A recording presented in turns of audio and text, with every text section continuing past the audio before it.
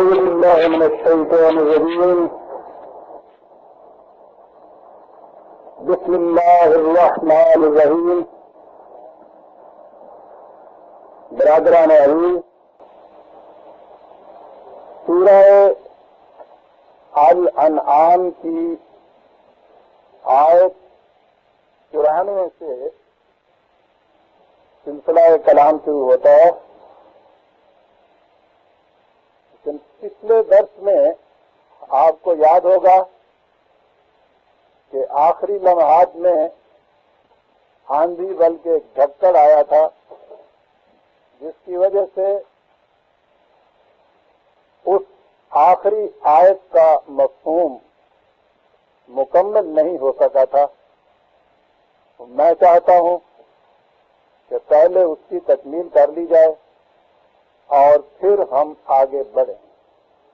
اس آیت میں یہ تھا کہ والذین یؤمنون بالآخرۃ یؤمنون بہ وہم علی صلاتہم یحافظون.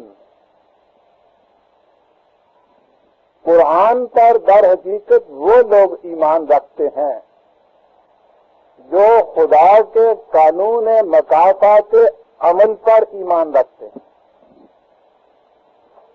ایک چیز، اور دوسری چیز یہ کہ وہ اپنی صلاۃ کی محافظت کرتے ہیں.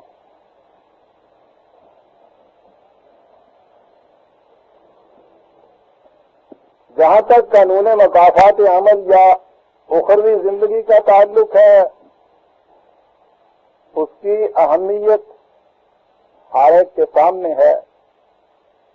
یہ ایک دوسرا ٹکڑا جو قرآن نے کہا ہے کہ ایمان قرآن پر وہ رکھتے ہیں جو صلاۃ کی محافظت کرتے ہیں. تو آپ نے دیکھا کہ یہ صلاۃ بھی کتنی اہمیت رکھتی ہے اپنے اندر، کہ جسے شرط قرار دیا گیا ہے قرآن پر ایمان کے لیے.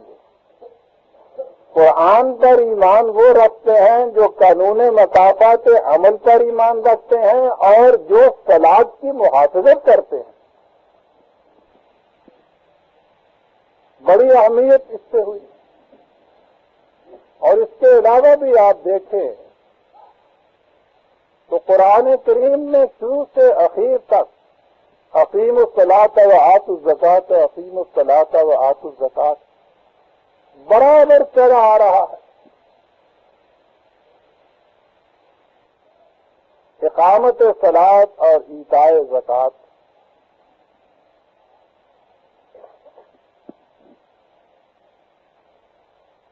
سوال یہ ہے کہ یہ اتنی اہم چیز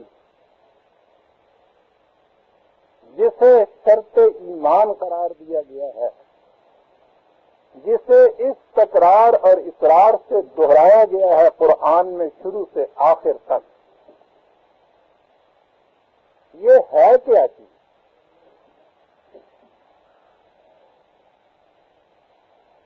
ہمارے سامنے تو یہی چیز ہے جسے ہم نماز کہتے ہیں. قائم کرنے کے معنی دریافت کیے جائے تو بتا دیا جاتا ہے کہ جس چیز کو التزاماً ادا کیا جائے اس کے لیے یہ لفظ استعمال ہوتا ہے قائم کرنا. تو گویا التزاماً نماز پڑھنا یہ ہے جو اس سے مفہوم ہمارے لیے آج کر لیا جا رہا ہے. پہلے ہی عرض کر دوں کہ یہ جو نماز کے اجتماعات ہیں، نہ ان سے مجھے انکار ہے، نہ ان کی اہمیت میں کوئی شک و شبہ ہے، لیکن بات یہ دیکھنے کی ہے کہ جو کچھ ہم یہ آج کرتے ہیں کیا قرآن کا یہی مفہوم ہے اقامت صلاۃ سے؟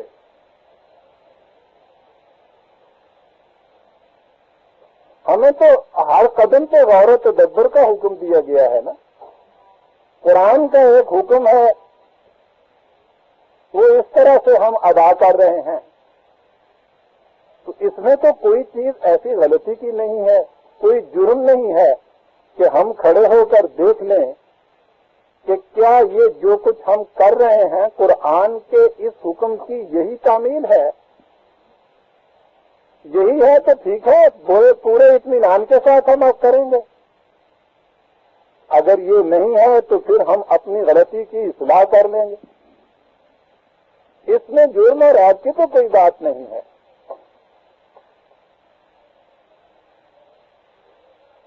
آپ اگر آپ پہلے قرآن سے دیکھیں کہ وہ اس طلاق کے متعلق کیا کہتا ہے۔ قرآن کا انداز یہ ہے کہ وہ ایک حکم دیتا ہے اور اس حکم کی غرض اور غایت خود بتاتا ہے، اور غرض اور غایت جو ہے وہ محض الفاظ سے نہیں بتاتا، ہر عمل کا نتیجہ بتاتا ہے کہ یہ ہوگا۔ بڑا ہی صحیح اور مؤثر طریقہ یہ۔ اس سے بڑھ کر تو اور کوئی دلیل ہو ہی نہیں سکتی کسی چیز کے صحیح ہونے کی یا غلط ہونے کی۔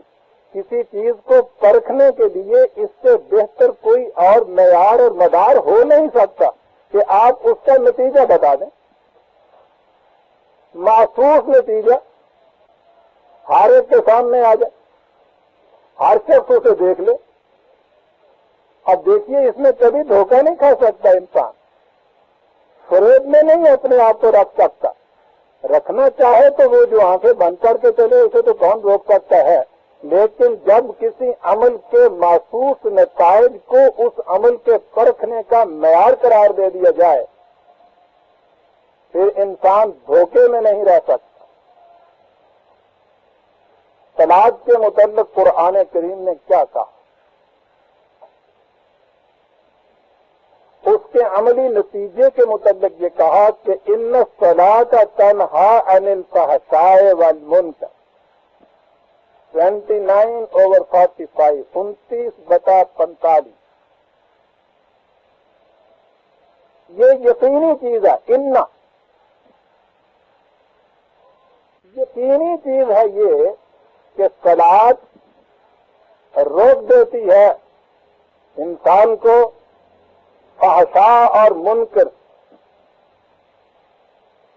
عام معنی لیے جائیں تمام بے حیائی کی باتیں، تمام ناپسندیدہ باتیں۔ اس سے اور گہرائی میں جایا جائے، فحشاء بخل کو کہتے ہیں، سب کچھ اپنے ہی لیے سمیٹ کر رکھ لینا، کسی دوسرے کا اس میں حصہ نہ سمجھنا۔ یہ تنگ نظری، یہ خود غرضی جو انسان کو بخل پر آمادہ کرتی ہے، فحشاء ہے۔ طلاق اس سے روک دیتی ہے۔ یہ چیز نہیں رہتی جو طلاق کا پابند ہو۔ اور منکر، عقل فریب کار کی ہر ہیلا کاری کو منکر کہا جاتا ہے، جو غلط راستے پر لے جانے کے لیے آپ کو دلائل دیتی ہے، براہین دیتی ہے، آپ کے لیے طریقے تجویز کرتی ہے، اس کے فائدے بتاتی ہے، غلط طرف لے جانے والی عقل کی فریب کاریاں۔ تو قرآن نے بتایا یہ کہ صلاۃ ان چیزوں سے روک دیتی ہے۔ تو جب ہمارے پاس ایسا محسوس معیار موجود ہے، اور معیار ہمارا مقرر کیا ہوا نہیں ہے، جس نے صلاۃ کو فرض قرار دیا اسی نے یہ بھی بتا دیا کہ جو ہم کہہ رہے ہیں اس پر جب عمل کرو گے تو اس کا یہ نتیجہ نکل کر رہے گا۔ ان الصلاۃ، یقینی چیز ہے کہ ایسا ہوگا۔ اب سیدھی سی بات ہے کہ اس فریضے کی تعمیل ہم جس انداز سے کرتے ہیں، سوال یہ ہے کہ اس کا نتیجہ یہ نکلتا ہے یا نہیں نکلتا۔ اور اس میں تو کوئی دو رائے نہیں ہے کہ آج تو اس کا یہ نتیجہ نہیں نکل رہا۔ نماز پڑھنے والوں کو فحشاء اور منکر سے نہیں روک رہی، اس میں جزبز ہونے کی کوئی بات نہیں برادران عزیز۔ قرآن ہی کا بتایا ہوا ایک معیار ہمارے سامنے ہے اور ہمارے جیسے نماز پڑھنے والے آپ کے سامنے ہیں. یہ نماز نہیں روک رہی تو اس میں غصے کی کون سی بات ہے کہ کھڑا ہو کے سوچا جائے کہ یہ بات پیدا نہیں کر رہی. سیدھی سی چیز ہے. کنین ملیریا بخار کو روکتی ہے. مریض کو ملیریا بخار ہے, آپ اسے سفید رنگ کی ٹکیاں 5-5 گرین کی دیتے چلے جاتے ہیں, ہر 2-3 گھنٹے کے بعد دیتے چلے جاتے ہیں, بخار رکتا ہی نہیں ہے. دیے چلے جا رہے ہیں, بخار کو دستور ہوا چلا جا رہا ہے. کہنے والے نے کہا تھا کہ کنین روکتی ہے ملیریا کو, ہم کچھ ٹکیاں دے رہے ہیں جو نہیں روک رہی ملیریا کو, تو آپ کھڑے ہو کے سوچیں گے نا, کیا سوچیں گے؟ یا تو یہ کہیں گے کہ وہ جس نے کہا تھا کہ ملیریا کو روکتی ہے اس نے صحیح نہیں کہا تھا. معاذ اللہ, یہ تو ہم کہہ نہیں سکتے قرآن اور صاحب قرآن کے اللہ تعالیٰ کے متعلق. اس نے کہا ہوا ہے.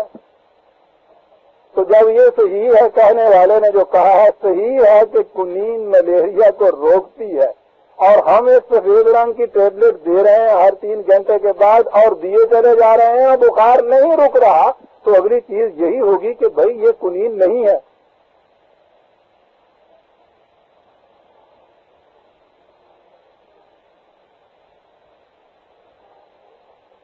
اور جب کہا جائے کہ یہ کنین نہیں ہے تو وہ آپ کے گلے پڑ گئے کہ سر کیسے کنین نہیں ہے؟ ہم نے دیکھا ہے ڈاکٹر صاحب کو سفید رنگ کی اتنی ٹکیاں وہ دیتے تھے, کنین کیسے نہیں ہے؟ ارے بھائی یہ اس طرح کنین نہیں ہے کہ ان ٹکیوں کے دینے سے بخار رک جاتا تھا. یہ سفید رنگ کی ٹکیاں تو ہیں, ان سے بخار نہیں رک رہا.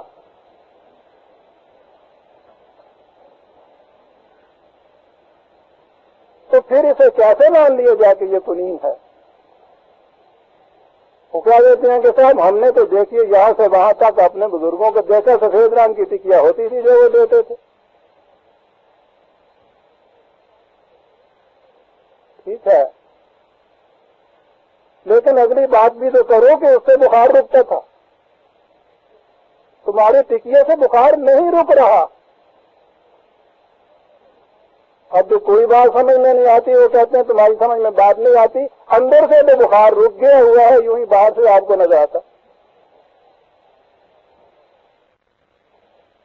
اور آگے چلیے ان سے پوچھئے کہ صاحب اس کے لیے تو نتیجہ ظاہر نہیں ہو رہا, تو کہتے ہیں کوئی بات نہیں, اس زندگی میں اس کا بخار نہیں رکتا, مرنے کے بعد تو رکے گا.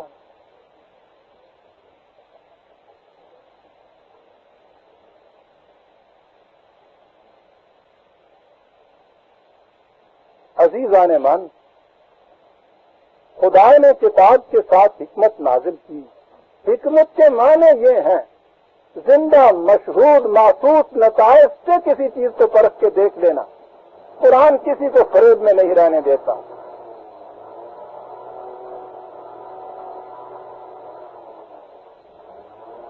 ایبسٹریکٹ ٹاک جسے کہتے ہیں,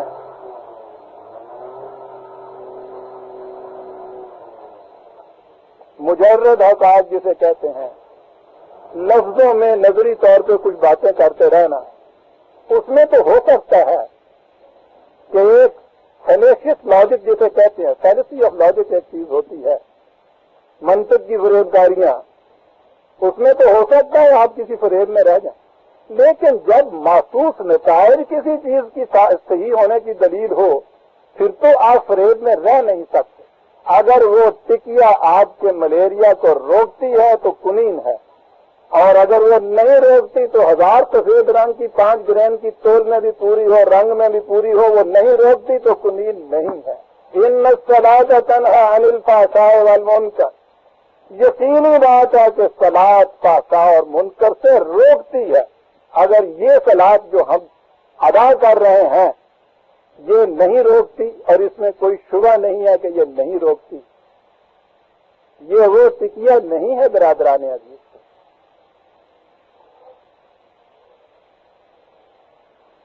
بات بڑی صاحب. پھر یہ ایک ہی چیز نہیں کہ جس کو اس نے روکنے کا کہا. قد افلح المومنون, الذین هم فی صلاتهم خاشعون، کامیابیاں اور کامرانیاں جماعت مومنین کے لیے، ان کے لیے جو اپنی صلات میں پورے جھکاؤ سے اس کی تعمیل کرتے ہیں۔ کامیابی کا معیار قرآن بتا رہا ہے۔ دنیا میں آج جہاں کہیں دو مسلمان ملتے ہیں وہ اپنا مرثیہ پڑھتے ہیں، ہر شخص ہم میں سے اپنی حالت سے رو رہا ہے۔ ساری دنیا کے 50-60 کروڑ مسلمان رو رہے ہیں۔ انہیں چھوڑ دیجئے کہ جو صلاۃ کے پابند، نماز کے پابند نہیں ہیں، انہیں لیجئے کہ جو اس کے پابند ہیں، اس نماز کے جو ہم پڑھتے ہیں، کیا وہ ان کی زندگیاں کامیابیوں کی زندگیاں ہیں، کامرانیوں کی زندگیاں ہیں؟ سوچئے تو صحیح برادران عزیز، صلاۃ کرتی کیا ہے اور اسے کامیابی کسے کہتے ہیں؟ قرآن نے جو کہا ہے کہ قد افلح المؤمنون، دنیا کے یہ کیا کرتی ہے؟ حضرت موسیٰ علیہ السلام کو طور پر کہا جاتا ہے کہ جاؤ فرعون کی طرف، اس نے بڑی سرکشی اختیار کر رکھی،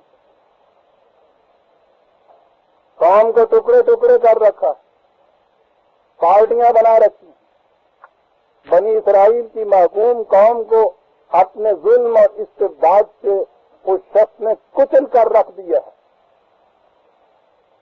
جاؤ اور اس سے ٹکر لو۔ کس سے ٹکر لو؟ کہا کہ اس میں تمہیں فرعون کی ملوکیت سامنے آئے گی، ملوکیت کا استبداد، حامان جیسی مذہبی پیشوائیت سامنے آئے گی، ان سے بھی ٹکر دینا ہوگا۔ قارون سرمایہ داری کا مجسمہ یہاں بیٹھا ہوا ہے، اس سے بھی تمہارا تصادم ہوگا۔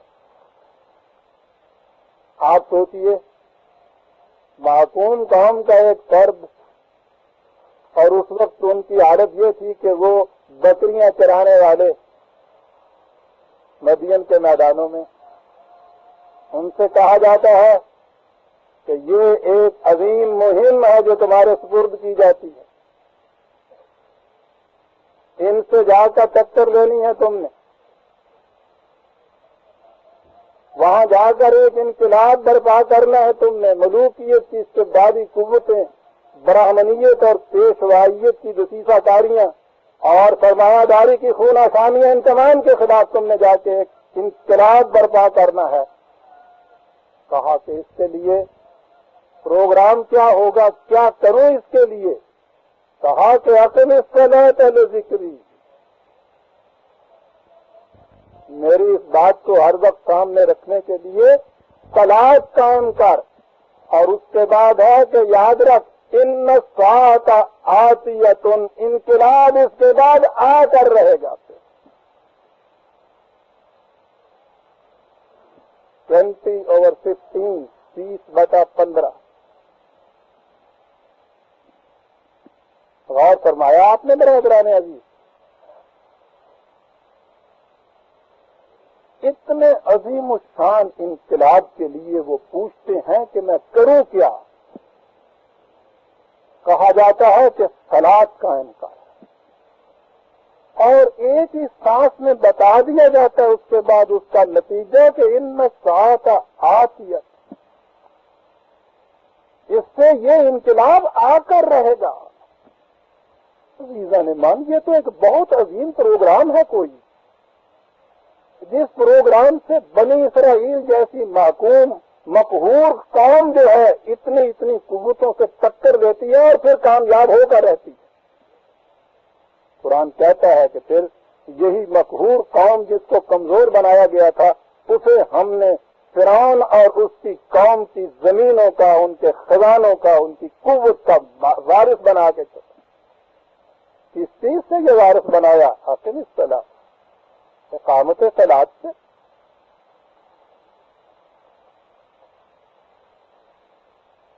یہ تو کوئی اتنی بڑی چیز ہے۔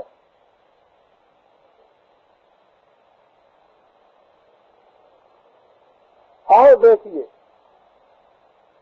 اگر یہی موضوع میرا ہوتا تو میں اس کے متعلق سینکڑوں آیات آپ کے سامنے پیش کرتا، کیونکہ ضمناً بات آ گئی ہے اس لیے ضمنی طور پہ یہ میں عرض کرتا ہوں. وہ کیا کہتا ہے کہ یہ جو مسلمین ہیں جنہیں ہم نمازی کہتے ہیں آپ، ان کے اندر صلاۃ کیا تبدیلی پیدا کرتی ہے. یہ جو انقلاب کہا ہے قرآن نے کہ آ کر رہے گا حضرت موسیٰ علیہ السلام سے، یاد رکھیے کوئی انقلاب خارج میں نہیں آ سکتا تا وقت کہ انسانوں کی نفسیاتی دنیا کے اندر، اندرونی دنیا میں انقلاب نہ آ جائے. انسانوں کی اندر کریکٹر اور سیرت میں ایک انقلاب آتا ہے، قلب اور دماغ میں ایک تبدیلی پیدا ہوتی ہے، اور اس تبدیلی کا خارجی اثر ہے جسے ہم باہر کا انقلاب کہتے ہیں. صلاۃ افراد کے اندر وہ تبدیلی پیدا کر دیتی ہے کہ جس سے وہ اتنی اتنی عظیم قوتوں سے ٹکر لینے کے قابل ہو جاتے ہیں. سنیے وہ تبدیلی کیا پیدا کرتی ہے قرآن. سورہ المعارج کہا ہے کہ جہنم تدعو من ادبر و تولا، بلا رہی ہے آوازیں دے دے کر اسے کہ جو خدا کے اس نظام ربوبیت سے منہ موڑ کے بھاگتا ہے یا گریز کی راہیں نکالتا ہے. کیا کرتا ہے وہ جو اس طرح سے منہ موڑ کے بھاگتا ہے خدا کے اس نظام سے؟ وہ جمع سمیٹتا جاتا ہے دولت، اور پھر اسے تھیلی میں بند کر کے اوپر سے اس کا منہ باندھ دیتا ہے. ہوا ان الانسان خلق حلوا، انسان اگر وحی کی روشنی کے بغیر اسے چھوڑ دیا جائے تو اس کی کیفیت یہ ہوتی ہے کہ اس کا کبھی پیٹ بھرتا ہی نہیں. بڑا بے صبر. الحاکم التکاثر حتی زرتم المقابر، ایک دوسرے سے ڈرنے کی حوث اس طرح تمہیں سرپٹ لیے چلے جا رہی ہے کہ تم بھاگتے بھاگتے قبر میں جا پہنچتے. خلق حلوا اذا مسہ الشر جزوعا، ذرا سا اس میں نقصان ہوتا ہے چیخنے لگ جاتا ہے. وَإِذَا مَسَّهُ الْخَيْرُ مَنُوعًا، اور جب خدا کی طرف سے یہ مال و دولت ملتا ہے تو روک کے بیٹھ جاتا ہے. یہ ہے انسان کی عام کیفیت. اور اس کے بعد کہا الا المصلین، مسلین کی یہ حالت نہیں ہوتی. اور فرمایا برادران عزیزات،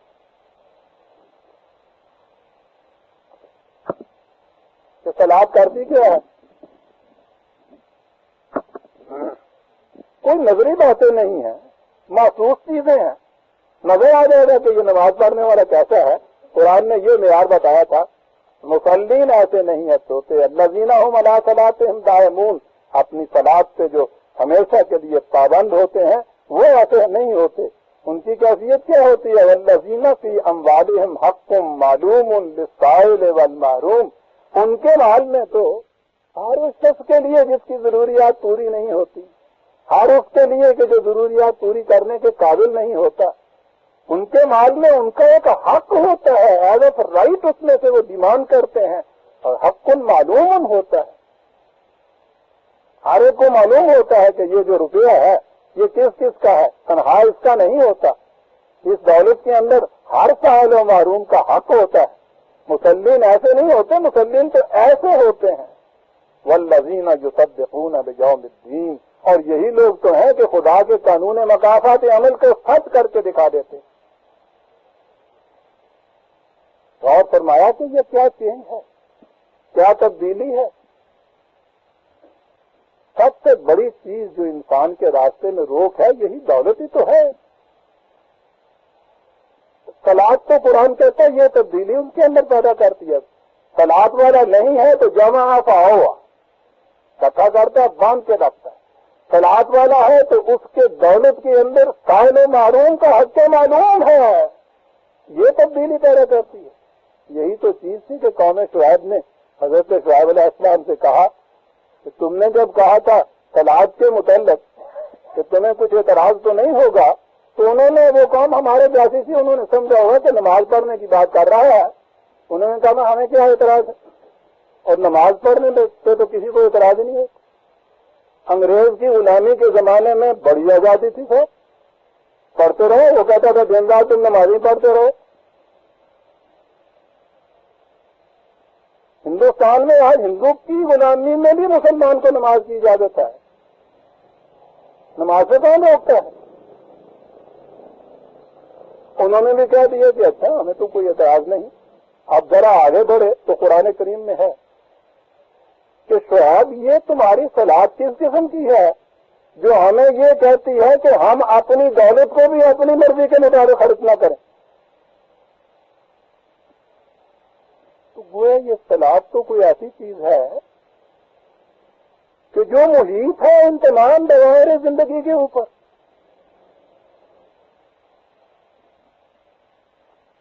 قرآن کریم یہ بتاتا ہے صلاۃ کے متعلق۔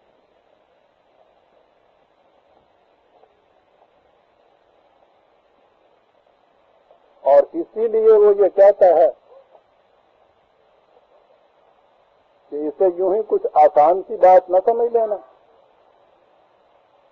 انہا لکبیرۃ الا علی الخاشعین الذین یظنون انہم ملاقو ربہم وانہم الیہ راجعون۔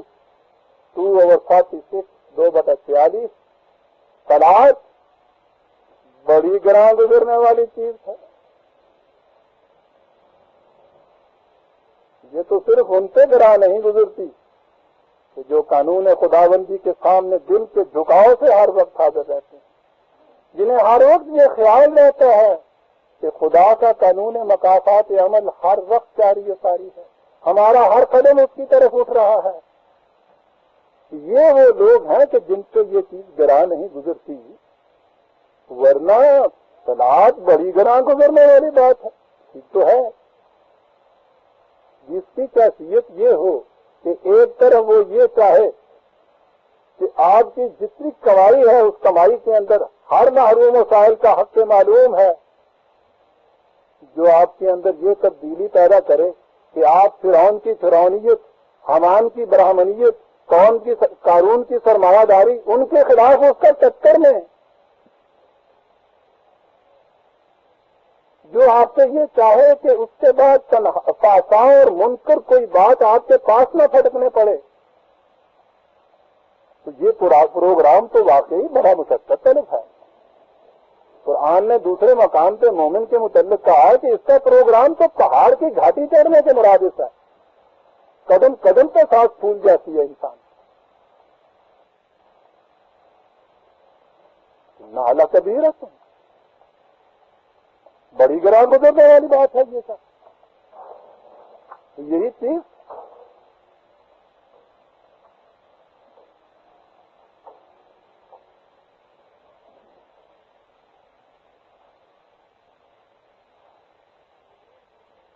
علامہ اقبال نے اسی کو تو یہ کہا ہے کہ یہ ایک سجدہ جسے تو گراں سمجھتا ہے، 1000 سجدے سے دیتا ہے آدمی کو نجات۔ اندازہ لگائیے اس مرد مومن کی سیرت اور کریکٹر کا کہ دنیا کی ہر بڑی آستان سے وہ سرفرازانہ طور پر قلندرانہ انداز سے گزر جاتا ہے اور کسی کے سامنے جھکتا نہیں ہے۔ صلاۃ تو یہ چیز تھی، یہ گراں گزرنے والی بات۔ یہ جو ہماری نماز ہے اس کے متعلق بھی یہ کہا جاتا ہے نا کہ صاحب دیکھیے نا کتنے لوگ ہیں جو پڑھتے ہیں، اس لیے کہ اس کا پورا کرنا بڑا مشکل ہے، دن میں 5 مرتبہ یہ بہت گراں۔ حالانکہ آپ سوچئے یہ ایک عادت ڈال دینے والی بات ہے۔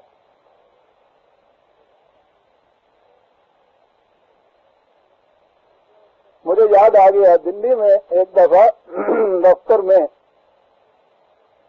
ایک اسی قسم کے صاحب تھے، اسلام کی حقانیت پہ عام طور پہ بیٹھے ہوئے بات کیا کرتے تھے۔ ایک دن نماز کا بھی ذکر آ گیا اور وہ یہ کہنے لگے، ہندو ہوتے تھے دوسرے سامنے، کہ دیکھیے صاحب یہ انسان کو کتنی مشقت کے لیے تیار کر دیتی ہے، سردیوں کے زمانے میں سورج نکلنے سے بہت پہلے اٹھتا ہے ایک آدمی، ٹھنڈے پانی سے وضو کرتا ہے، پھر نماز پڑھتا ہے، تو وہ سامنے جو بیٹھے تھے وہ لالا جی تھا، وہ دفتر کا، اس نے کہا کہ معاف رکھیے گا، اس کو تنقید نہ سمجھیے گا، اگر یہی چیز جو آپ نے فرمایا ہے کہ یہ چیز کرتی ہے اور اسلام کی اس سے برتری ہے، تو اس سے کہیں زیادہ تو ہمارے ہاں کی عورتیں کرتی ہیں۔ وہ تاروں کی چھاؤں میں اٹھتی ہیں سردی کے زمانے میں، اور ایک ململ کی وہ کاری ہوتی ہے ان کے اوپر، گھر سے اٹھتی ہیں 3 میل جمنا پہ جاتی ہیں، دریا میں نہاتی ہیں، پھر وہاں سے اس کاری میں واپس آتی ہیں سورج نکلنے سے پہلے۔ آپ تو صرف اٹھ کے وضو کرنے کا کہہ رہے ہیں۔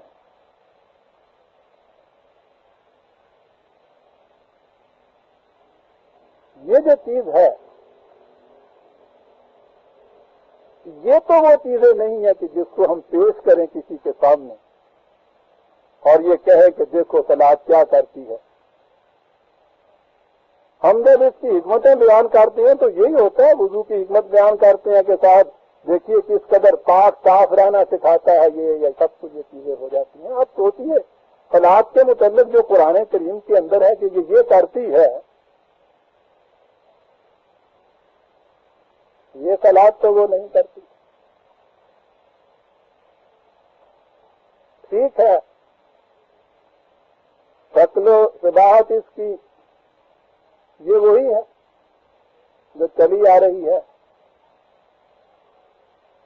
یہ بھی ہو سکتا ہے کہ اس کو ثابت کر دیا جائے، اور تواتر سے جو آ رہی ہے تو یہ کہتے ہیں کہ اس سے ثابت ہو جاتا ہے کہ اسی طرح سے نبی اکرم صلی اللہ علیہ وسلم صحابہ اکرام رضی اللہ تعالیٰ عنہم وہ اسی قسم کی نماز پڑھتے تھے۔ ٹھیک ہے، جیسا میں نے عرض کیا تھا ابھی اس مثال میں، ٹھیک ہے سفید رنگ کی 5 گرام کی ایک ٹکیا ٹھیک اسی قسم کی تھی۔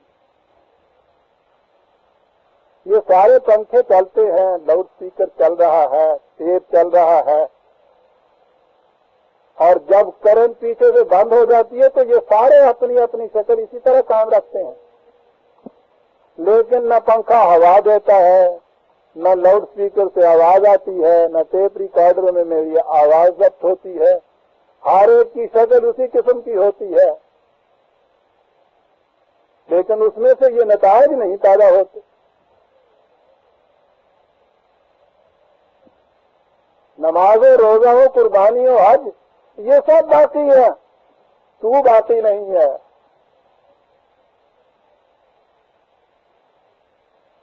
اب اگر کوئی شخص اس طرح سے ان پنکھوں کو، لاؤڈ اسپیکر کو، ٹیپ ریکارڈر کو رکھے ہوئے بیٹھا رہے، روز ان کو جھاڑے پھونکے، کبھی کبھی ان پہ آ کے ہار بھی چڑھا دے، تیز آندھی سے بچا لے، بارش نہ اس پہ ہونے دے، اس پہ عمارت بھی ایک بنا دے، کرنٹ پیچھے سے آف کی آف رہے، تو کہے کہ یہ تم نے ان کو کاہے کو سنبھال کے رکھا؟ کہتے ہمارے اسلاف جو تھے یہ ان کے ہاں سے اسی طرح سے چلے آ رہے ہیں پنکھے، اس لیے ہم نے سنبھال کے رکھا۔ پنکھے تو تم نے سنبھال کے رکھے، یہ نہ ان سے پوچھے اسلاف کے ہاں جو کرنٹ آیا کرتی تھی وہی آف ہو گئی ہوئی ہے۔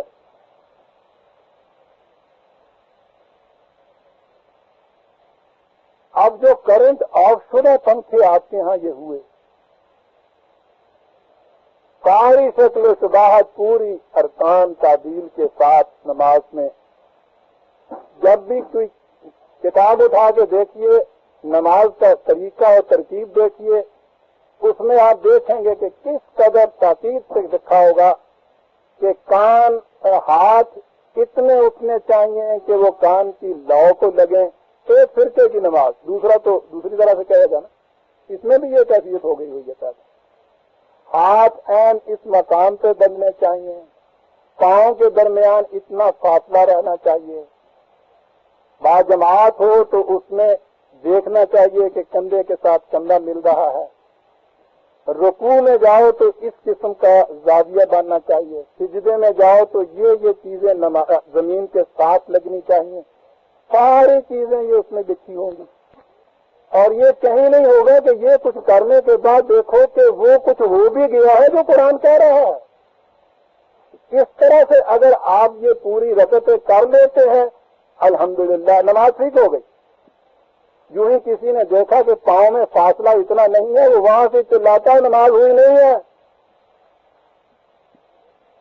عزیزان من، جس کی ہو گئی ہے یہ اسے کیا ملا جو جس کی نہیں ہو گئی ہے اس کا کچھ چھن گیا.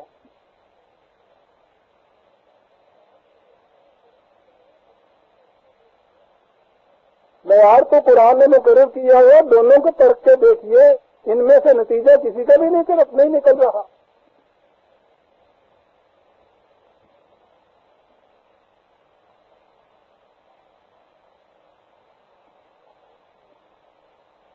میدان جہاد میں جب صف بندی ہوتی تھی،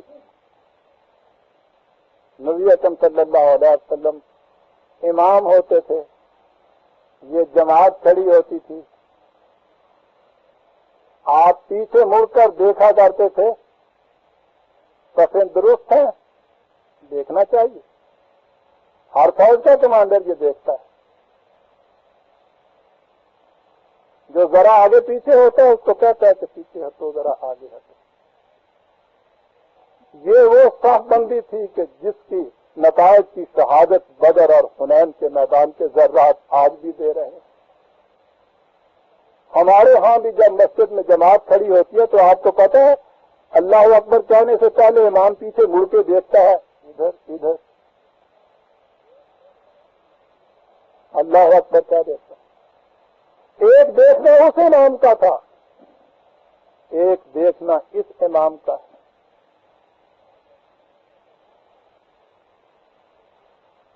الفاظ و معانی میں تفاوت نہیں، لیکن ملا کی اذان ہے اور مجاہد کی اذان ہے اور پرواز ہے دونوں کی سی ایک فضا میں. کرگس کا جہاں اور ہے، شاہی کا جہاں اور. برادران عزیز، نماز معاذ اللہ بے معنی چیز نہیں ہے. یہ بغیر کرنٹ کے پتھر جو آپ نے رکھے ہوئے ہیں یہ بے معنی ہو کے رہ گئے.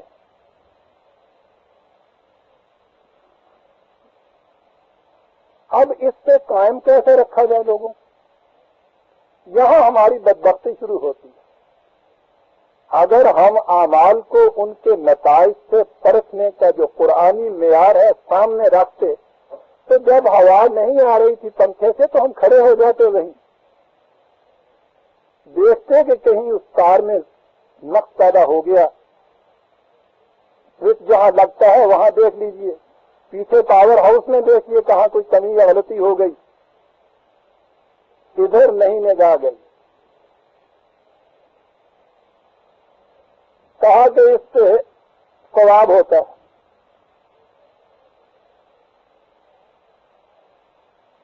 یہ وہ شے ہے کہ جسے محسوس معیار سے ماپا ہی نہیں جا سکتا.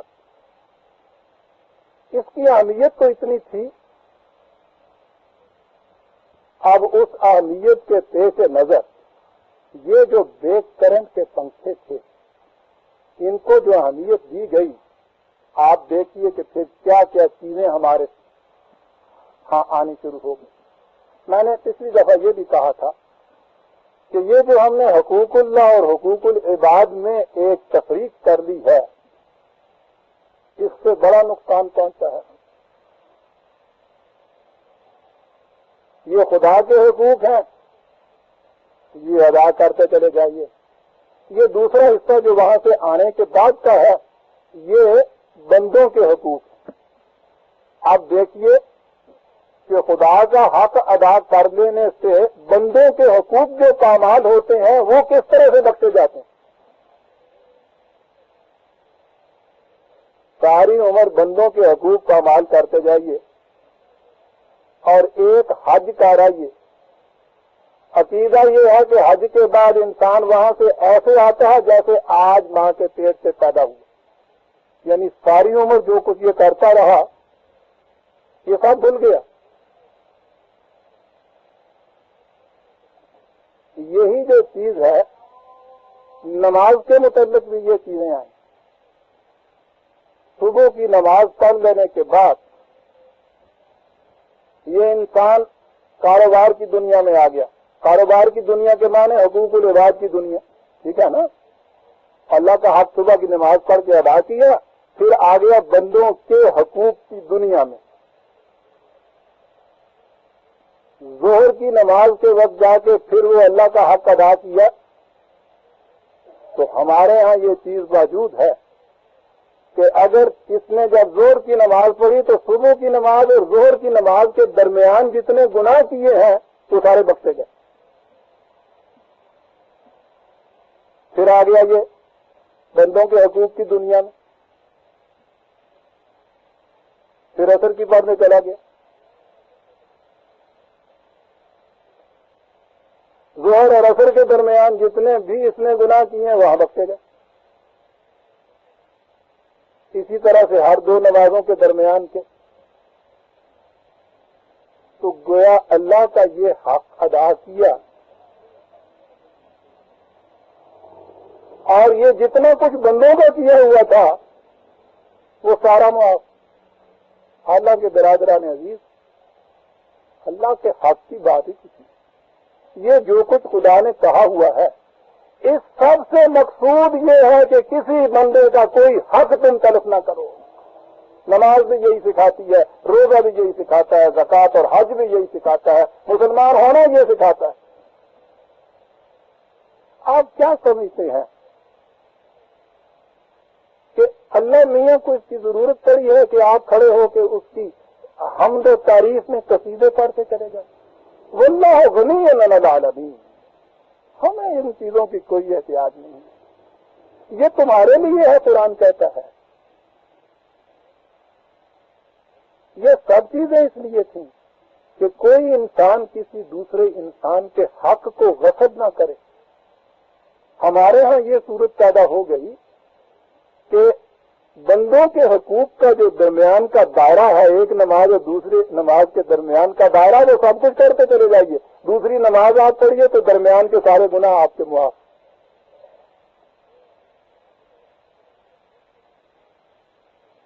یہ خدا کے حقوق اور بندوں کے حقوق کی تفریق ہی ہے نا, جس سے آج کل ایک سوال سامنے آیا ہوا ہے.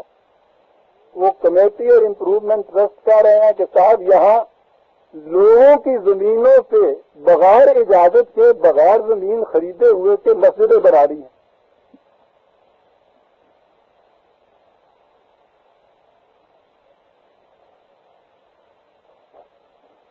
تو ان مسجدوں کو مسمار کرنا چاہیے. اور پورے ارباب شریعت اٹھ کے کھڑے ہو گئے ہیں کہ آپ ان کو ہاتھ نہیں لگا سکتے, یہ خدا کا گھر ہے. جسے آپ کہتے ہیں کہ ناجائز زمین پر کوئی چیز بنائی گئی, وہ کسی نہ کسی انسان کا حق ہے نا. انسان کا حق دبایا ہوا ہے خدا کے گھر میں. وہ جو رب العالمین ہے, تمام نو انسانی کی نشو و نما کا ذمہ دار, وہ انسانوں کے ان حقوق کو دبا کے بیٹھا ہے.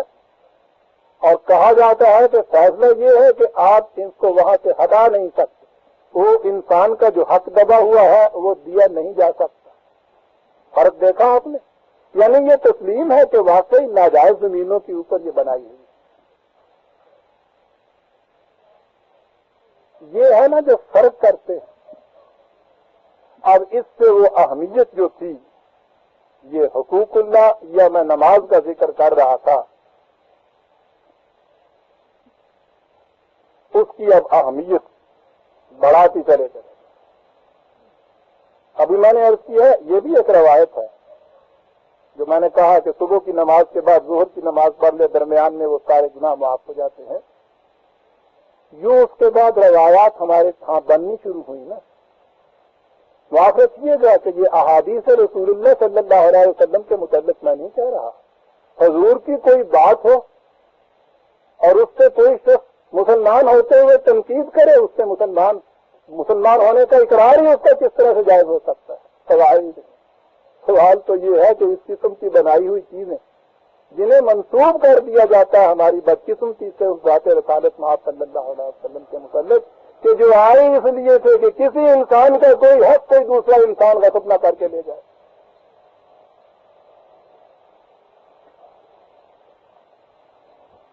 مسلم کی ایک حدیث میں ہے، روایت میں ہے کہ جو شخص اچھی طرح وضو کرتا ہے اور اس کے بعد کلمہ شہادت پڑھ لیتا ہے اس کے لیے جنت کے 8 دروازے کھل جاتے. آپ دیکھتے ہیں کہ کہیں اس میں حقوق العباد کا ذکر نہیں آیا ہے. وضو کیا، کلمہ شہادت پڑھ دیا، اس کے بعد ایک دروازہ نہیں، 8 دروازے. مسلم ہی کی ایک اور روایت ہے، جو شخص مؤذن کی آواز کے ساتھ آواز کے الفاظ دہراتا ہے یہ شخص ضرور جنت میں چلا جائے گا.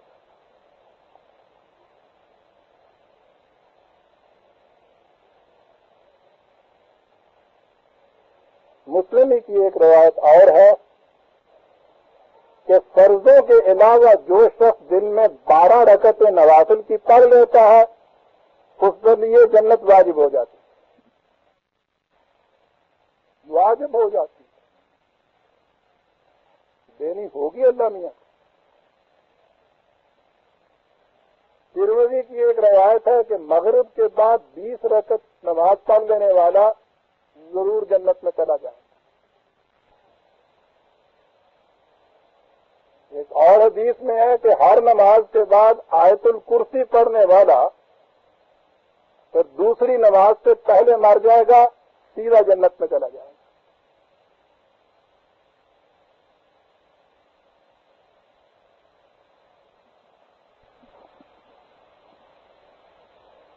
موطا امام مالک کی ایک حدیث میں ہے کہ ایک شخص کو حضور نے قل هو اللہ احد پڑھتے ہوئے سنا، آپ نے کہا کہ جنت اس کے لیے واجب ہو.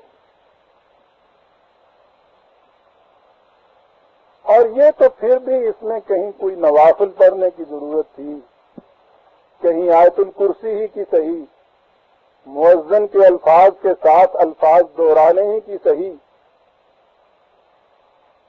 یہ جو جنت میں جانے والی بات ہے یہ تو بہت آگے تک چلی گئی ہے.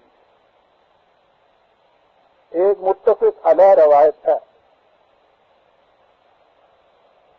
حضرت انس رضی اللہ تعالیٰ عنہ سے روایت ہے کہ رسول اللہ صلی اللہ علیہ وسلم نے فرمایا جبکہ معاذ آپ کے پیچھے سواری پر بیٹھے ہوئے تھے، اے معاذ، انہوں نے کہا میں آپ کی خدمت میں حاضر ہوں، فرما بردار ہوں. آپ نے پھر فرمایا اے معاذ، انہوں نے کہا حضور میں آپ کی خدمت میں حاضر ہوں، فرما بردار ہوں.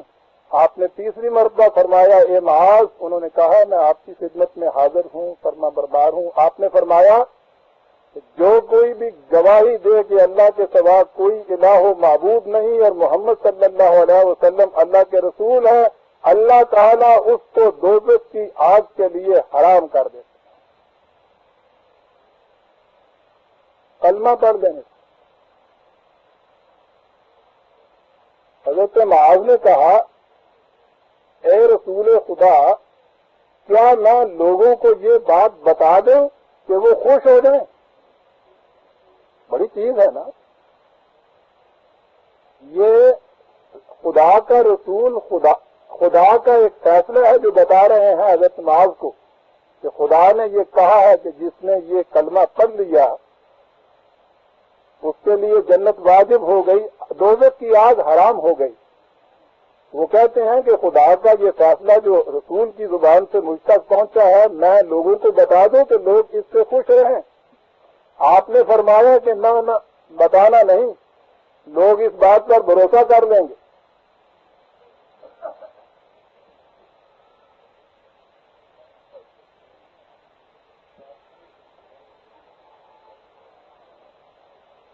حضرت معاذ رضی اللہ تعالیٰ عنہ نے یہ بات اپنی موت کے وقت لوگوں کو بتا دی اس ڈر سے کہ کہیں ان سے مواخذہ نہ کیا جائے.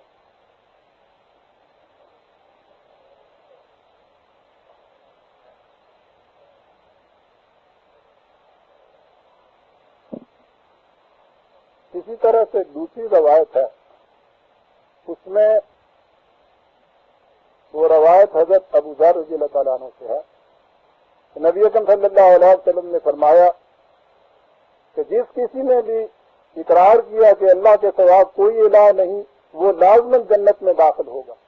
حضرت ابو ذر رضی اللہ تعالیٰ عنہ کہتے ہیں کہ میں نے عرض کیا کہ اگرچہ وہ زنا کا مرتکب ہوا ہو اور اس نے چوری کی ہو پھر بھی آپ نے فرمایا اگرچہ اس نے زنا کا ارتکاب کیا ہو اور چوری کی ہو پھر بھی. میں نے عرض کیا اگرچہ اس نے زنا کا ارتکاب کیا ہو اور چوری کی ہو پھر بھی آپ نے فرمایا اگرچہ اس نے زنا کا ارتکاب کیا ہو اور چوری کی ہو پھر بھی.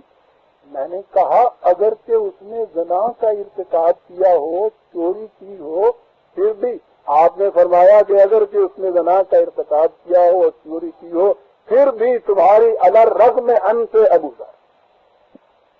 یہ عربی میں محاورہ ہوتا ہے کہ تمہیں کتنا ہی کیوں نہ گراں گزرے اور اس سے تم کتنے ہی ذلیل کیوں نہ ہو یہ ہو کے رہے گا. یعنی ان کے ذہن میں یہ بار بار بات آ رہی ہے کہ وہ ان جرائم کا مرتکب ہوا ہو اور اس کے باوجود اور حضور ہر بار دہراتے ہیں کہ ان جرائم کا مرتکب ہوا ہو اس کے باوجود اور اس شدت سے کہہ رہے ہیں.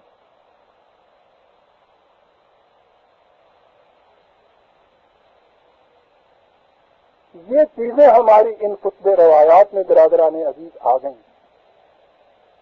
آپ سوچئے کہ یہ جو کچھ یہاں کیا جاتا ہے کچھ مشقتیں اٹھائیے پابندیاں کیجیے یہ سارا کچھ کاہے کے لیے کیا جاتا ہے؟ جنت میں جانے کے لیے.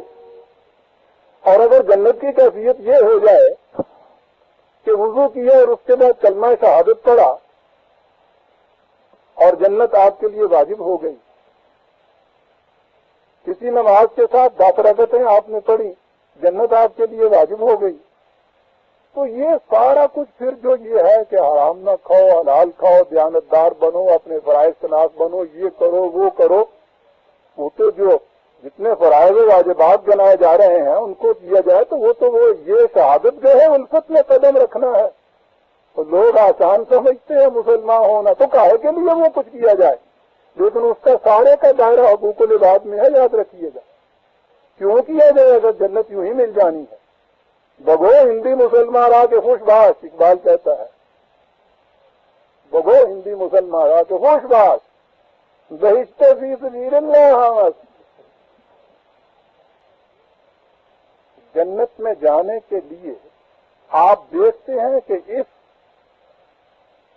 ہمتن امن قوم کو راکھ کا ڈھیر بنانے کے لیے یہ کس قسم کی چیزیں تھی جو آپ کے یہاں رائج کی گئی. آہستہ آہستہ وہ جو بجھی عشق کی آگ اندھیر ہے مسلمان نہیں راکھ کا ڈھیر ہے. یہ راکھ کا ڈھیر یوں ہی نہیں بن گیا تھا, یہ وہ ساری چیزیں ہیں کہ جنہوں نے راکھ کا ڈھیر اس کو بنایا تھا. اور پھر اس راکھ کے ڈھیر بننے کے بعد کیفیت اس کی یوں چلی آ رہی ہے. دیکھیے کیسا لطیف شعر ہے کہ یہ جانتا ہوں کہ خاک آشیاں نہیں ہوتی, یہ جانتا ہوں کہ خاک آشیاں نہیں ہوتی مگر جلے ہوئے تنکوں کو چن رہا ہوں میں.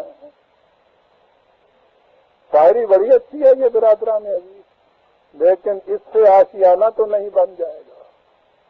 چنتے جائیے جلے ہوئے تنکوں کو, جذبات کی تو تفصیل ہو جائے گی, حقائق کی دنیا میں تو اس کا کوئی وزن نہیں ہوگا. لگے ہوئے ہر باز میں ہر خطبے میں یہ روایات دہرائی جاتی ہیں. جس نے 2 لفظ پڑھ دیے جنت, جس نے 4 لفظ دہرا لیے جنت, جنت کے 8 دروازے کھلے ہوئے ہیں. اور یہ اس خدا کی جنت کے متعلق کہا جاتا ہے جو یہ کہتا ہے کہ ام حسبتم ان تدخلوا الجنت, کیا تم اپنے ذہن میں سمجھے بیٹھے ہوئے ہو کہ تم جنت میں داخل ہو جاؤ گے. وَلَمَّا جَاءَتْكُم مَثَلُ الَّذِينَ خَلَوْا مِن قَبْلِكُم, حالانکہ ابھی تم ان خطرناک گھاٹیوں سے گزرے ہی نہیں ہو کہ جن گھاٹیوں سے تم سے پہلی قومیں گزری ہوئی ہیں. مَسَّتْهُمُ الْبَأْسَاءُ وَالضَّرَّاءُ, مصائب مشکلات کا ہجوم چاروں طرف سے ان کے اوپر آ گیا. وَزُلْزِلُوا، انہوں نے ان کے پاؤں ہلا دیے. یہ کیفیت ان کی ہو گئی.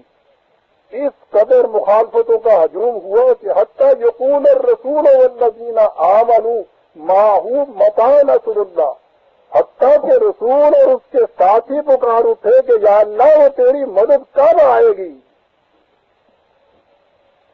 تم سمجھتے ہو کہ یوں ہی جنت میں چلے جاؤ گے؟ وضو کیا، کلمہ شہادت پڑھا، جنت میں. حالانکہ ابھی تک تو تم ان مراحل سے گزرے ہی نہیں ہو جن مراحل سے پہلی قومیں جو جنت کی حقدار بنی تھی وہ گزری ہیں. اس راستے میں تو کیفیت یہ ہوا کرتی ہے کہ عام تو عام رسول اور ان کے رفقا کی یہ کیفیت ہوتی ہے کہ مخالفتوں کو اور مصیبتوں اور کا ہجوم چاروں طرف سے آ جاتا ہے، پاؤں کھیڑ کے رکھ دیتا ہے، جھنجھوڑ کے رکھ دیتا ہے.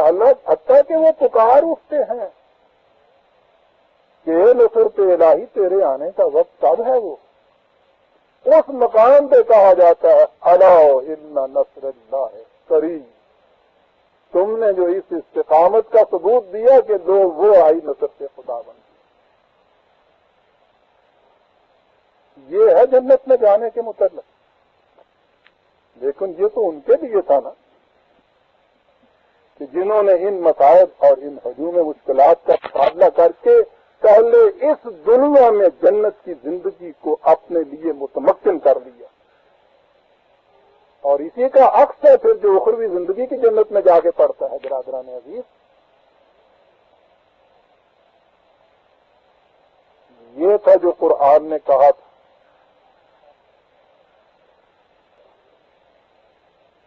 یہ تھی وہ چیز جس کے متعلق کہا تھا قرآن پر ایمان وہ رکھتے ہیں جو خدا کے قانون مقاصد عمل پر ایمان رکھتے ہیں، وہ اپنی صلاۃ کی محافظت کرتے ہیں. یہ تھی وہ صلاۃ. یاد رکھیے، صلاۃ ان تمام فرائض کو کہتے ہیں جو خدا کی طرف سے کسی بندے پر عائد ہوتے ہیں.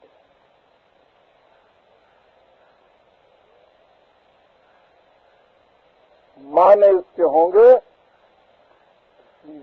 قرآن پر ایمان وہ رکھتا ہے جو خدا کے قانون مقاصد عمل کو ایک حقیقت ثابتہ جانتا ہے اور اپنے تمام فرائض زندگی کو نہایت احتیاط کے ساتھ پورا کرتا ہوا چلا جاتا ہے.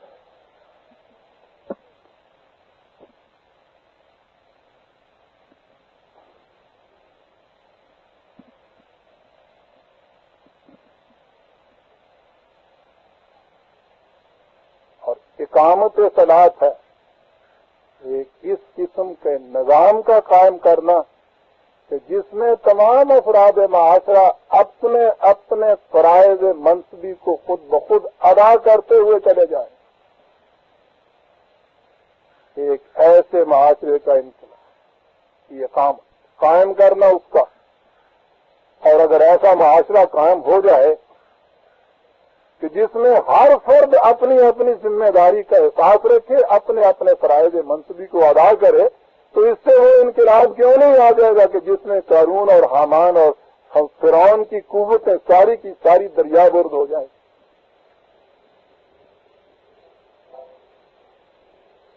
برادران عزیز، یہ نہ سمجھ لیجئے گا کہ میں آپ کے ہاں کے یا یہ جو ہمارے ہاں نماز کے اجتماعات یا صلاۃ کے اجتماعات ہیں ان پہ تنقید کر رہا ہوں. میں یہ نہیں کہہ رہا کہ یہ پنکھے جو ہوا نہیں دے رہے ان کو توڑ دیجئے. ان کو توڑ دیجئے تو اگر جب کرنٹ آپ کے ہاں آئے گی تو پھر وہ ہوا کس سے پیدا ہوگی. کہتا یہ ہوں کہ ان بے کرنٹ کے پنکھوں کو تم حقیقی پنکھے سمجھ کے ان کی حفاظت نہ کرتے رہو. دیکھو کہ وہ کرنٹ ان میں کیوں نہیں آ رہی. ان میں وہ کرنٹ پیدا کیجئے تاکہ جس مقصد کے لیے یہ پنکھا بنایا تھا وہ مقصد آپ کا پورا ہو، آپ کے کلیجے میں ٹھنڈ پڑے. صلاۃ یہ کہتی ہے یہ جو انقلاب عظیم آیا تھا اس کے لیے کوئی الگ پروگرام وہاں نہیں بنے تھے، وہ یہی کچھ تھا، لیکن فرق اتنا ہی تھا کہ وہ اس زمانے کے پنکھے اور لاؤڈ اسپیکر ان کے ساتھ کرنٹ موجود تھا، یہ بے کرنٹ کے رہ گئے۔ جلے ہوئے تنکوں کو چن کر یہ نہ سمجھیے آپ آشیاں بنا رہے ہیں، آشیاں بنانا بڑا ضروری ہے۔ دیکھیے کہ وہ تنکے جاندار بھی ہیں، یہ جب آپ کر لیں گے تو پھر کہا جائے گا کہ آپ اقامت صلاۃ کر رہے ہیں۔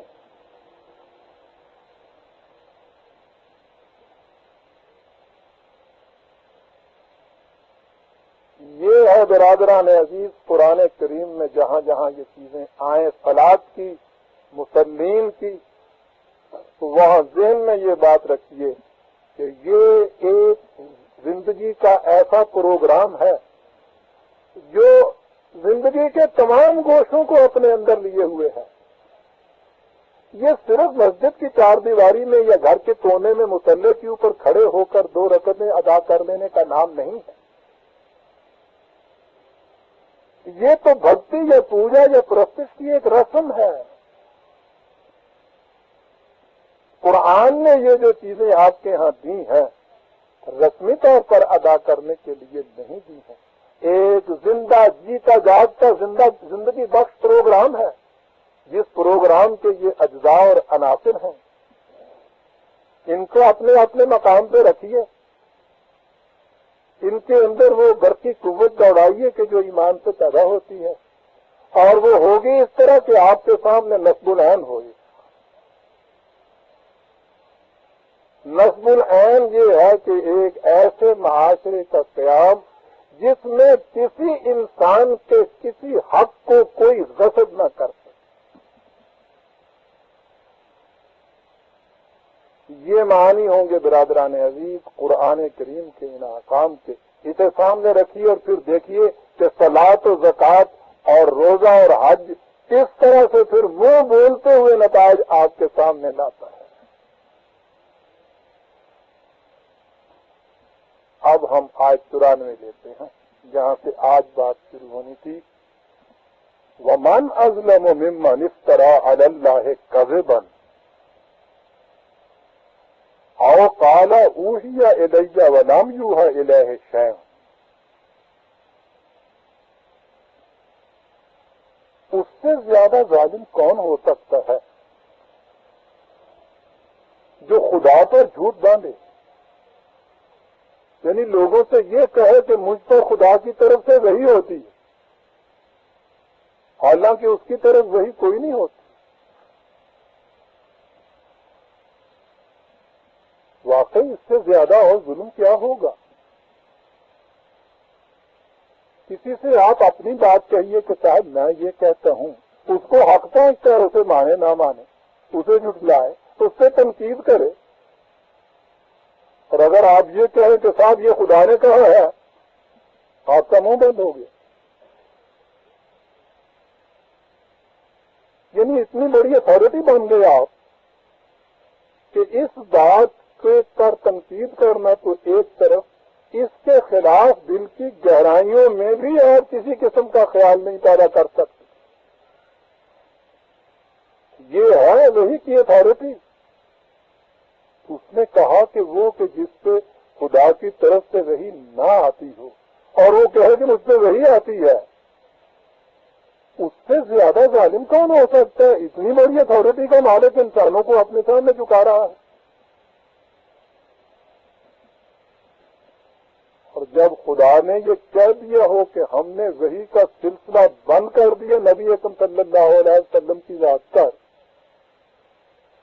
تو اس کے بعد کسی شخص کا یہ کہنا کہ مجھ پر خدا کی طرف سے وحی ہوتی ہے، یہ تو ظلم عظیم ہے۔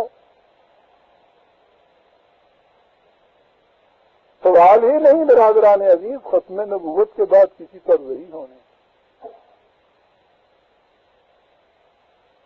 لیکن جیسا کہ میں آپ سے کئی دفعہ کہہ چکا، جس طرح ہم نے اور دین کے شعبوں کے اندر دروازے بند کیے اور کھڑکیاں کھولی، اسی طرح اس میں بھی ہم نے یہ کیا۔ خدا کی طرف سے کسی سے وحی نہیں آتی۔ وحی ہوتی کیا ہے؟ انسان کی اپنے دماغ کا پیدا کردہ کوئی خیال نہ ہو، خدا کی طرف سے براہ راست اس کو کسی چیز کا علم دیا جائے، یہی ہے نا۔ ہم نے کہا وحی کا سلسلہ بند ہو گیا تھا، پھر کہ جی کشف ہوتا ہے ضرور انسانوں کا، الہام ہوتا ہے۔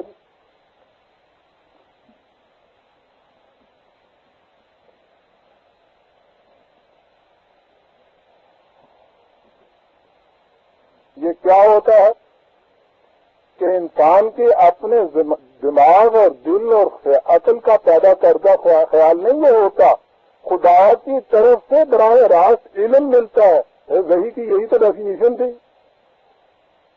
تو نہیں صاحب، یہ وحی نہیں ہوتی، اصل میں یہ الہام و کشف ہوتا ہے۔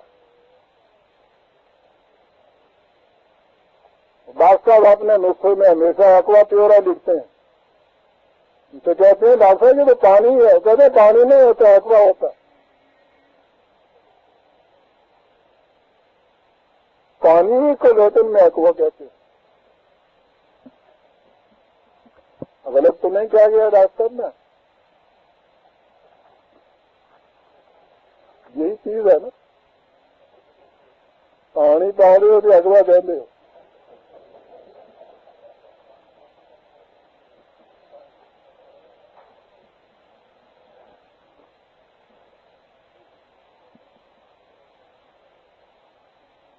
وہ جو گوالا ملا تھا یوسف صاحب کو، وہ نظر آتا ہے، انہوں نے پوچھا تھا دودھ میں پانی ڈالتے ہو؟ غنیمت ہے کہ وہ کمپاؤنڈر نہیں تھا کسی کا، میں چاہتا کسی نے پانی نہیں ڈالتا ہے تو ڈالتا ہوں۔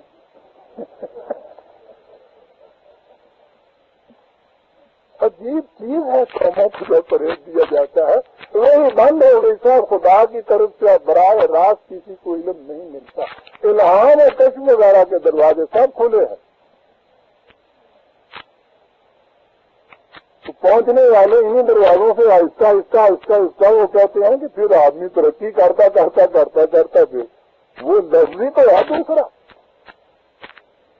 وَمَن أَظْلَمُ مِمَّنِ افْتَرَىٰ عَلَى اللَّهِ كَذِبًا أَوْ قَالَ أُوحِيَ إِلَيَّ وَلَمْ يُوحَ إِلَيْهِ شَيْءٌ۔ اور اس کے بعد اور ایک چیز برادران عزیز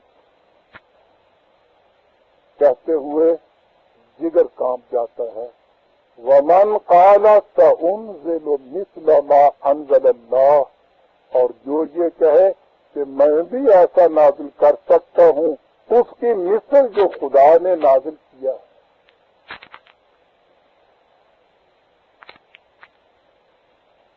قرآن کے من جانب اللہ ہونے کی شہادت یہ ہے، خود اس نے کہا ہے کہ تمام دنیا کے انسان بھی مل جائیں اس کی مثل پیدا نہیں کر سکتے،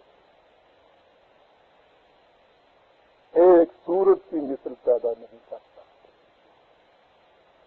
10 آیتوں اس کی مثل پیدا نہیں کر سکتے، اس کی مثل نہیں پیدا ہو سکتی۔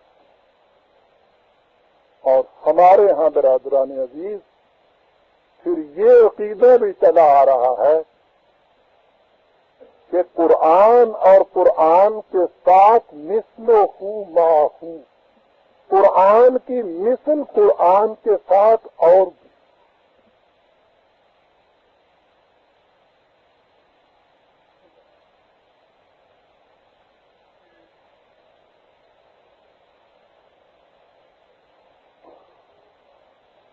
آگے چلنا چاہیے۔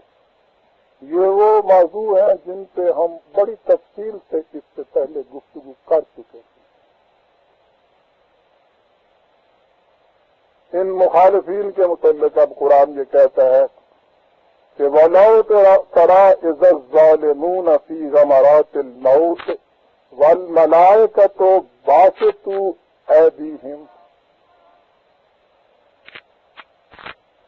کہ یہ کذب اور افتراء کرنے والے یہ مخالفتوں کا ہجوم لے کر آ جانے والے، یہ تمام مکے کے قریش اور گرد و نواح کے اور جو اس زمانے میں اس نظام حق کی مخالفت میں امڑ کر چلے آ رہے تھے، وہ کہتا ہے کہ تم ان کو دیکھو گے اس میدان جنگ کے اندر جب یہ سکرات موت کی ہچکیاں لے رہے ہوں گے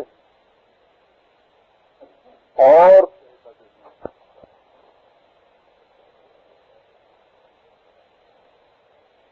کہتا ہے کہ ذرا تصور میں لاؤ اس منظر کو کہ اس وقت تو ان کے تکبر اور رعونت کی یہ کیفیت ہے،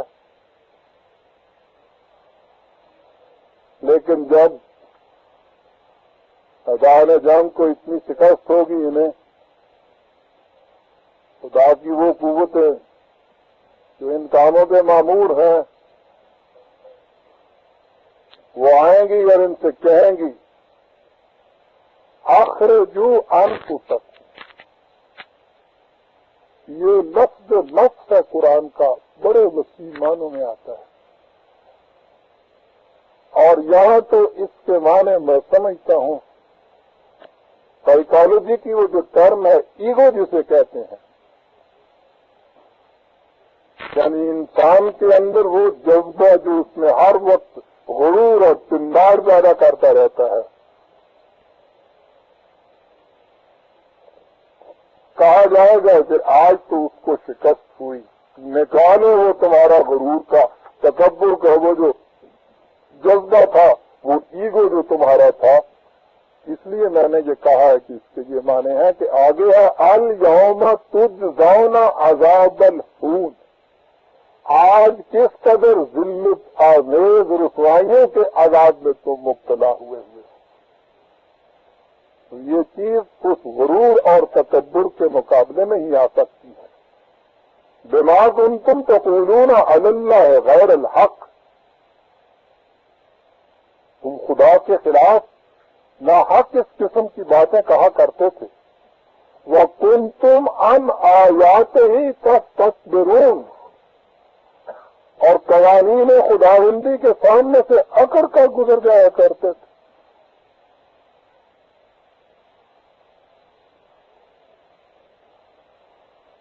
ابھی یوں ہی بہتے ہیں ساری کہاں خدا کا قانون، کہاں مقاصد عمل باتیں کر رہے ہیں، میں کچھ نہیں جانتا ان چیزوں کو، یہ ہے وہ کردار۔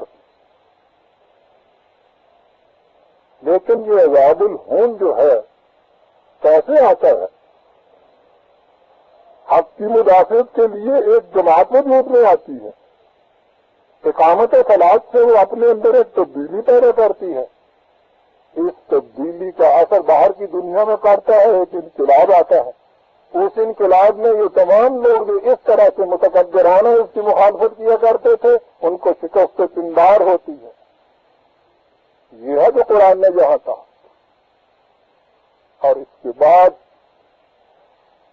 قانون مکافات کی ایک اصل بنیاد قرآن نے بیان کی، بڑے گرافک انداز میں، محاذات کا انداز جسے کہتے ہیں۔ وَلَقَدْ جِئْتُمُونَا فُرَادًا، ہاں آج تم ہمارے سامنے تنہا آ گئے، بالکل بغیر کسی چیز کو ساتھ لیے۔ آپ کو یاد ہے میں نے کہا تھا دو چیزیں ہوتی ہیں، انہیں یاد رکھیے گا۔ ایک تو وہ چیز جسے میں کہتا ہوں یہ میری ہے،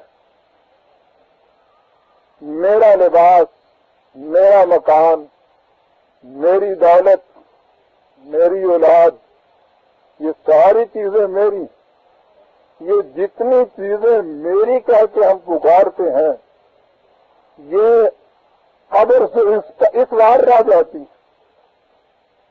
موت کے ساتھ یہ چیزیں ختم ہو جاتی، اور ایک چیز وہ ہے جسے میں کہتا ہوں کہ میں یہ ہوں، یہ جو میں ہوں یہ موت کے بعد آگے چلتا ہے۔ قرآن نے جو کہا کہ تم آج ہمارے سامنے فرادہ آ گئے، تنہا آ گئے، تو جتنی چیزوں کو تم کہا کرتے تھے یہ میری ہیں وہ ساری پیچھے رہ گئی، اور صرف میں تمہاری جو ہے وہ ہمارے سامنے آئی. آج بات تمہاری میں سے کی جائے.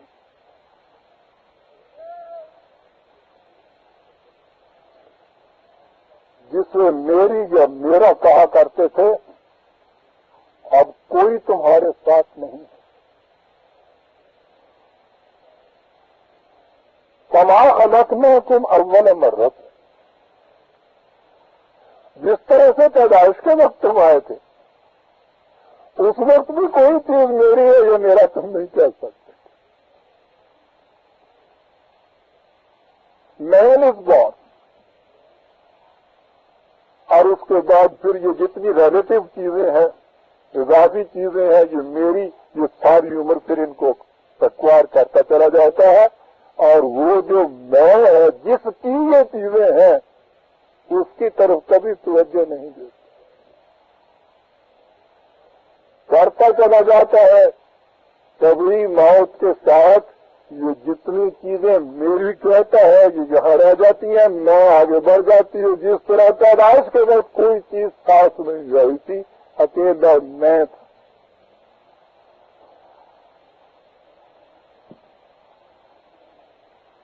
وَتَرَكْتُم مَّا خَوَّلْنَاكُمْ وَرَاءَ ظُهُورِكُمْ، اور جتنا کچھ تم نے اس طرح سے جمع کیا مال و دولت تھا وہ تمہاری طرف پشت رہ گیا. تنہا آ گئے ہمارے سامنے. فلسفے کی اصطلاح میں کوئی سمجھنا چاہے تو یاد رکھیے انڈیویجویلٹی جسے کہتے ہیں وہ یونیک ہوتی ہے. ہر فرد کی اپنی انفرادیت ہوتی ہے. میرا جو کچھ ہے اس میں کوئی اور بھی شریک ہو سکتا ہے. یہ جو میں ہوں اس میں کوئی شریک نہیں ہو سکتا. میرے دانت کا درد میرا درد ہے، کوئی اسے بتا نہیں سکتا.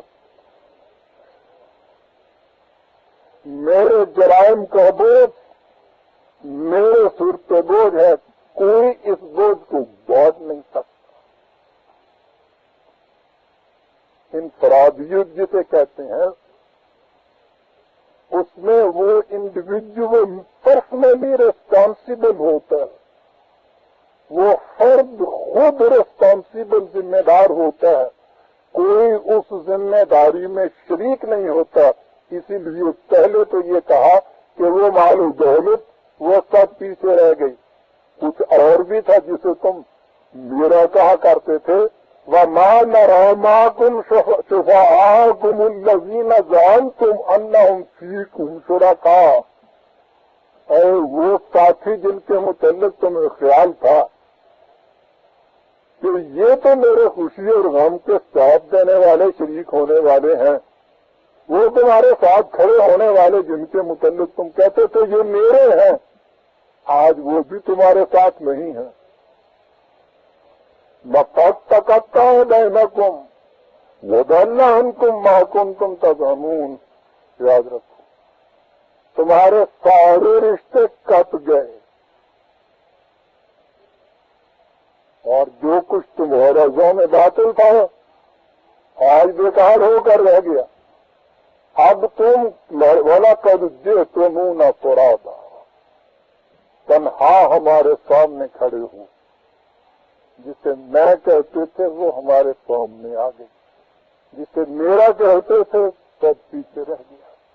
آؤ آج میں جواب دو.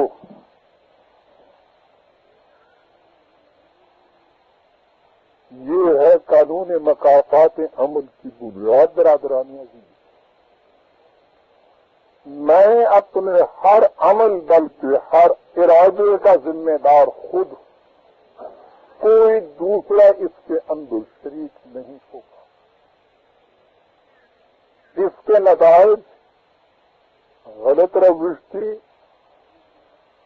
تو اس کے نتائج تباہ کن، درست تھی تو خوشگوار، یہ بھی میرے ہی لیے ہوں. کوئی کسی کے لیے کچھ نہیں کر سکتا. وَلَقَدْ جِئْتُمُونَا فُرَادًا. یہی جو ثواب کے ہمارے اعتقادات، وہی سہارے ڈھونڈنے والی بات ہے. یہ دوسروں کی سفارشوں سے جنت میں چلے جانے والے ہمارے زعمات، قرآن کہتا ہے کہ غلط. تمہاری میں تنہا ہمارے سامنے، کوئی دوسرا نہیں، کوئی تمہارے لیے دوسرے کچھ کر ہی نہیں سکتا. لا تذرون حضرت خود، کوئی بوجھ اٹھانے والا کسی دوسرے کا بوجھ اٹھا ہی نہیں سکتا. انفرادیت میں انڈیویجولیٹی کا تقاضا یہ ہے کہ کوئی دوسرا اس میں شریک ہو ہی نہیں سکتا. برادران عزیز،